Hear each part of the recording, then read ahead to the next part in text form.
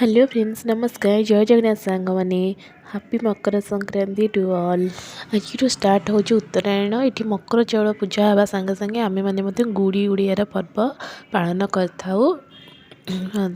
गुड़ी ये मो गुड़ी मो नुहे मो पुओ बनाऊँगी दिने दिन थिला मो निजपाई गुड़ी बनाऊली आज मो पुओ गुड़ी बनाऊँगी मो पिला दिन भितर आज हजिगली मो पुओ जो गुड़ी बनाऊली तो मो पिला दिन कथा मोर सब मन पड़गला केते स्मृति सब जड़ित था साहज सब मोर मन पड़ जाए। फास्ट मोर न्यूज़ पेपर नहीं जाइए न्यूज़ पेपर को मु कट कर नेबी आम मैंने जमी गुड़ी बनाऊ तो मुझे देखे नेबी कट कर सारापर जमी स्क्वायर साइज हम तो मुझे कट कर नौ छोट बेले आम मैंने कौन करूँ ना जो स्टार्ट हो जाए धान कटा छुट्टी तो से बेलू आम प्राय गुड़ी उड़िया स्टार्ट हो जाए स्कूल सब छुट्टी थाए आम मैंने दीपर न शोकि गुड़ी उड़े था आ खरा दिन जाए पूरा चली थाए कंटिन्यूअसली आम गुड़ी उड़ा मकर संक्रांति पर आम गुड़ी उड़ी था। ये देखो मुझे फोल्ड करनी आटा कट कर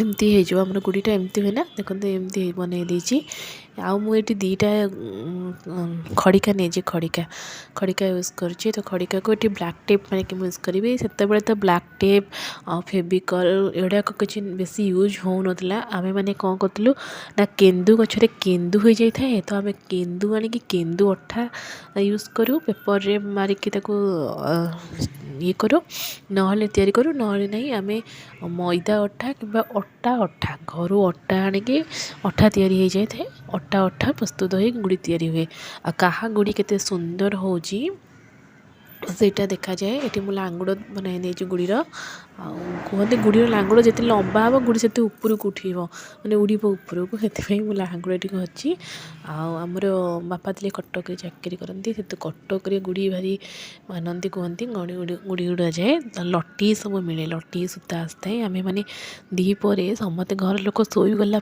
आम मैंने लुचिकी घर पलाऊ जा कोठ फिल्ड रे आम गुड़ी उड़िया हुए दांडे गुड़ी उड़िया था शोबार बिल्कुल भी चान्स ना तो दीपर आम शोऊ ना समस्ते सांग गुड़ी उड़ाऊ गुड़ी कहार के सुंदर होते ऊपर को जाऊँगी कौन से गुड़ी उड़ा आज मोर सब पिलादिन कथा मन पड़ जाए ये मो पुओ आज गुड़ी उड़ाऊँगी किंतु मो पिलादिन कथा सब मन पड़ जाए। ये आउ गोटे कथा है सूता बंधा देखो मुझे सूता बांधुची आ सूता बंधार गोटे टेक्निक अच्छी कहती आ सूता जो ठीक से न बांधे तो गुड़ी बिल्कुल उड़े तले पड़ तो सत को सत सूता बंधा गोटे टेक्निक थाए किंतु मुझे जमी बांधा कथा से नॉर्मली बांधी देती रिदु बहुत इंटरेस्टेड थिला गुड़ी उड़ेब होता तो आजिकल तो मार्केट रे विभिन्न प्रकार गुड़ी मिलूँ किंतु मु कहली देखिए गुड़ी बनई दवा घरे गोटे बनाई दबा से केते खुशी हो सी बर्तमान घरे ना तो मु बनाऊँगी ना से सहजरे बनैया देव नहीं हईराण कर मंदिर जाइए से आसिले यहाँ सरप्राइज देपाई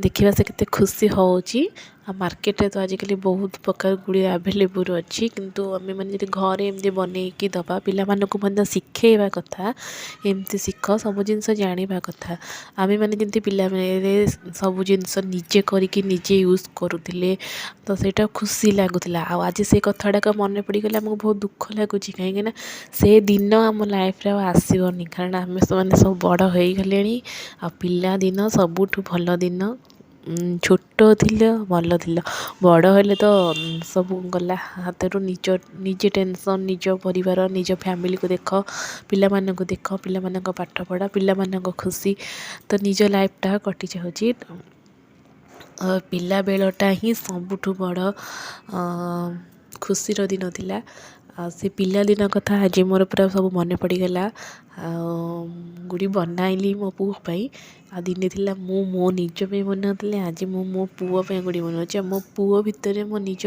छुआ बेलटा को देखिली आज तो बहुत खुशी लगिला दुख भी लगिला सब कथा मन पड़गला ସାଙ୍ଗସାଥି ସମସ୍ତଙ୍କ କଥା ମନେ ପଡ଼ିଗଲା। ଦେଖନ୍ତୁ ମୋର ଏବେ ଗୁଡ଼ି ପ୍ରସ୍ତୁତ ହୋଇଗଲା।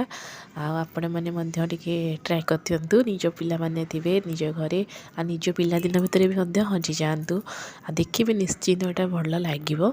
ଆଉ ବେଳେବେଳେ ଛୋଟ ହେଇଯିବାଟା ହିଁ ଭଲ। ସବୁ କିଛି ଭୁଲି ଦୁଃଖ କି ସୁଖ ତ ସବୁ ଭୁଲିକି ହଜିଯିବାଟା ହିଁ ଭଲ ପିଲାମାନଙ୍କ ଭିତରେ। ଆଉ ରିତୁ ଏବେ ଆସିଯାଇଛି ଆଉ ଗୋଟେ ଲଲିପପ୍ ତା ହାତରେ ଅଛି।